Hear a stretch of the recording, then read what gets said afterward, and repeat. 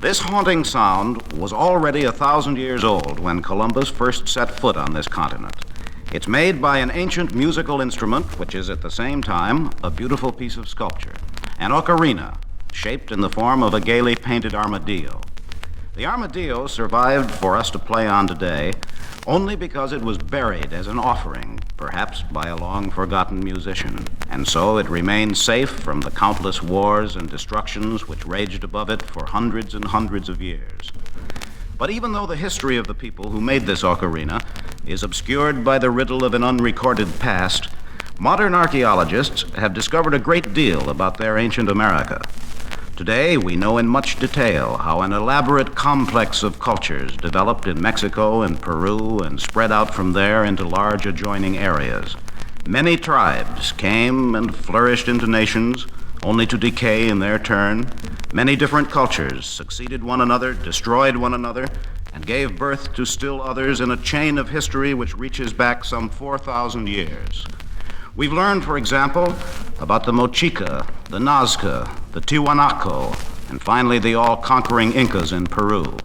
In Mexico, we know of the people of Tlatilco at the dawn of history, of the Olmecs, the Maya, the Zapotecs, the warrior Toltecs, the Mixtecs, the fierce Tarascans and the Totonacs who helped the Spaniards overthrow the Aztec warrior empire, only to have their own and all their neighbors' varied, the imaginative cultures eradicated by the Spanish conquistadores.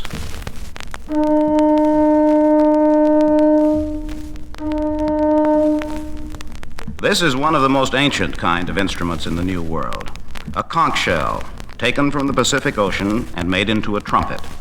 In later times, artists on the west coast of Mexico fashioned extremely realistic conchs out of clay, with all the intricate convolutions reproduced inside, so that their clay conchs gave an identical sound.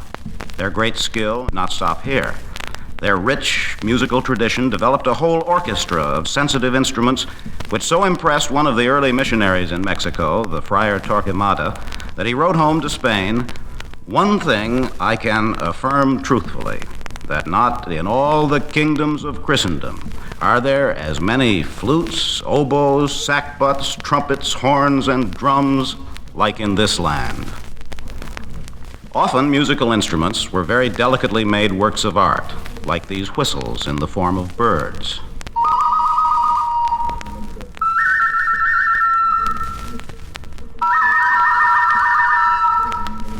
Sometimes they made sculpture with built-in whistles, perhaps to represent their spirits.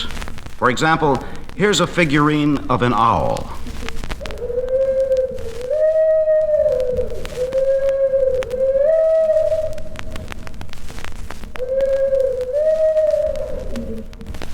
The same sensitive talent which produced this bird call figurine created an entire panorama of sculpture which brings to life every aspect of this ancient time. Warriors and priests, women and children, entire model houses, temples, ceremonial dances, and all the animals they knew. In this extraordinary personal art, we seem to meet these long-forgotten people face to face, person to person. The great gap of time and culture shrinks as we see their sculpture and suddenly discover that they must have felt and experienced life much as we do today. In W.H. Auden's words, In the Age of Anxiety, we know from their art that they dwelt at ease in their sown centers, sunny their minds, fine their features. Their flesh was carried on beautiful bones. They bore themselves lightly through life. They loved their children and entertained with all their senses a world of detail. Wave and pebble, boar and butterfly, birch and carp, they painted as persons, portraits that seem neighbors with names. One knows from them what a leaf must feel.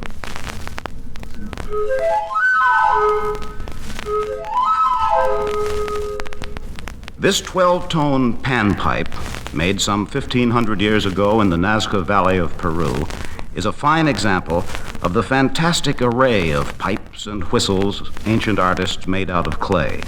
Here's a flute, made in Mexico at about the same time.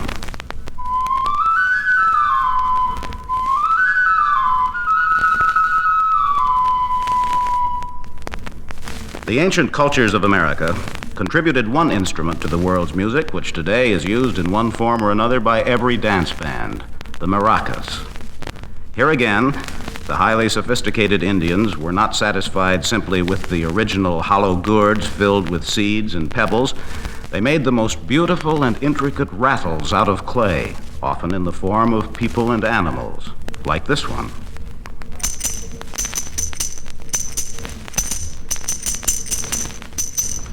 If we can judge by the many figurines of drummers archaeologists have uncovered, drums must have been the most widely used musical instrument in ancient America.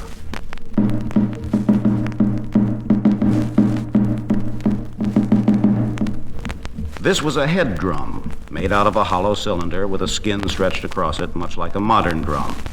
A more complicated sound is made by the wooden split drum of the Aztecs, the legendary Teponatzli. This is the sound which greeted Cortez when he and his small band of intrepid companions first met Montezuma, which called Aztec warriors to battle and set the rhythms for their great ceremonial dances.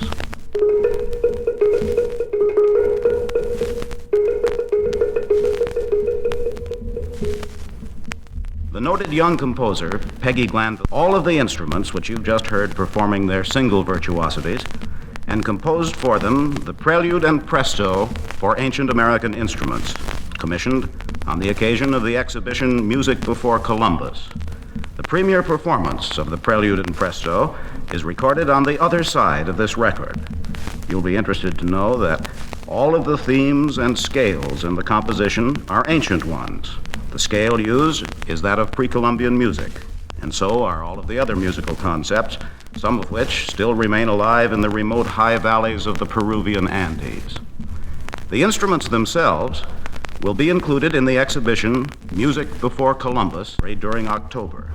There you will be able to play on these ancient instruments yourself and see many figures of musicians and dancers found in recent excavations.